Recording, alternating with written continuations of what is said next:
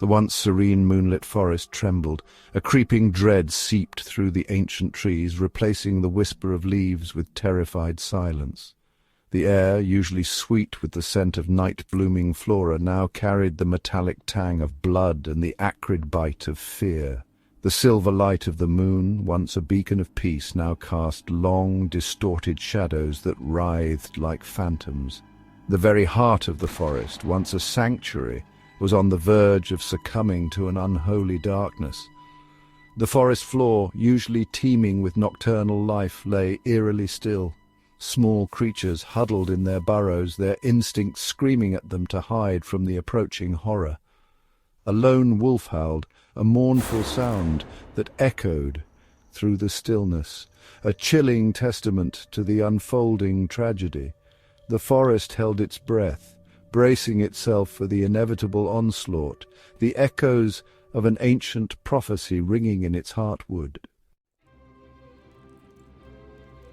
Miya, the Moonlight Archer, stood as a solitary sentinel against the encroaching darkness. Her silver armor, usually reflecting the serene moonbeams, now glinted ominously in the flickering firelight. The weight of her responsibility, the fate of her people resting on her shoulders, was almost unbearable. Her heart ached with a grief so profound it threatened to consume her. Her brother, Estes, the king and protector of the moon elves, lay wounded, his life force fading. He had fought bravely against the encroaching demon horde, but their numbers were overwhelming. He had entrusted Miya with their people's safety, a responsibility she never wished for but would shoulder nonetheless. Her grip tightened on her bow, the enchanted wood cold against her skin, a reminder of the power she wielded and the duty she had to fulfill. From the depths of the blighted lands, a tide of darkness surged forward. The demon army, led by the brutal Thamuz, lord of the abyss, seemed to consume the forest as it advanced. Their eyes burned with malevolent glee, eager to tear down anything that stood in their path. Their guttural growls, twisted mockeries of nature's sounds, shattered the silence, sending shivers down the spines of even the bravest warriors. Thamuz, a hulking behemoth of rage and fire, rode at the forefront. His molten armor crackled, spitting sparks into the night, and his every step shook the very earth.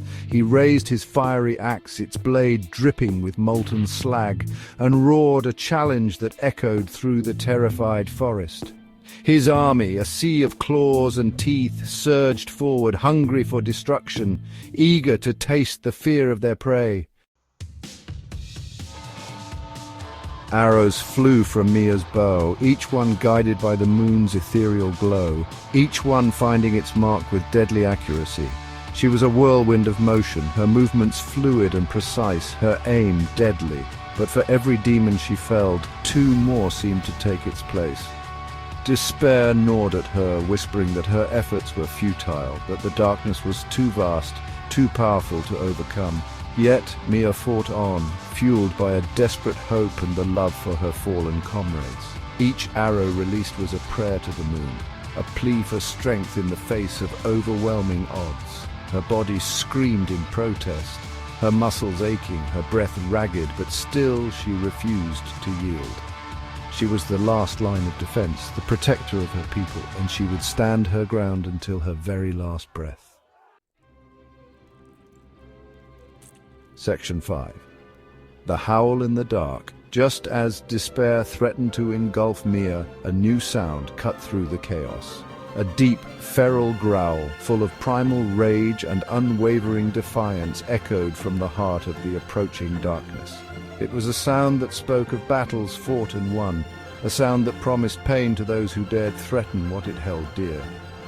A figure silhouetted against the inferno raging in the distance emerged from the gloom. Alucard, a human warrior with a shadowed past and a heart filled with righteous fury, had answered the forest's silent plea. His eyes, burning with an inner fire, scanned the battlefield, taking in the desperate struggle, the overwhelming odds. He hefted his massive sword, its blade thrumming with barely contained power, and charged into the fray. The moon, as if sensing the turning tide of the battle, blazed with an unearthly light. Its beams, usually soft and ethereal, now pulsed with a powerful energy, bathing Miya in their glow. She felt a surge of power flow through her, a gift from the celestial entity she revered, and knew that destiny had a part to play in this fight. Her arrows, now imbued with the moon's power, flared with a brilliant light, each one capable of decimating entire ranks of demons. She moved with newfound speed and grace, her every shot precise and deadly. The tide of the battle began to shift, the demons, once unstoppable, now faltering under the onslaught of her divinely empowered attacks. Alucard, a whirlwind of steel and fury, carved a path through the demon ranks. He fought with the desperation of a man possessed, his every blow fueled by a lifetime of pain and a burning desire for vengeance. He was a force of nature, unstoppable and unrelenting, his presence inspiring hope in the hearts of the beleaguered moon elves. Together, Miya and Alucard fought back against the encroaching darkness. The forest, once filled with the cacophony of battle, echoed with the clang of steel against demon flesh and the twang of Miya's bow.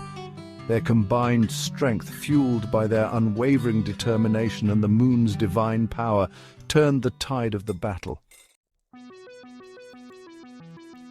As the first rays of dawn pierced the darkness, the remnants of the demon army, demoralized and leaderless, were routed. Thamuz, defeated by the combined might of Miya and Alucard, lay vanquished, his reign of terror brought to an end.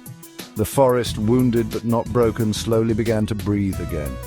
The surviving moon elves emerged from their hiding places, their faces etched with relief and gratitude.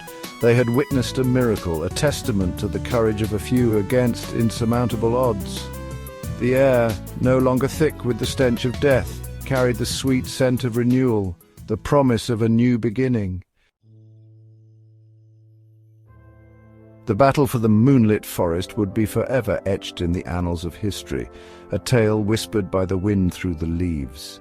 It served as a stark reminder that even in the darkest of times, hope can bloom, and unity can overcome even the most daunting of challenges. Miya and Alucard, forever bound by the shared experience of that fateful night, emerged as symbols of hope, their names whispered with reverence by the generations that followed.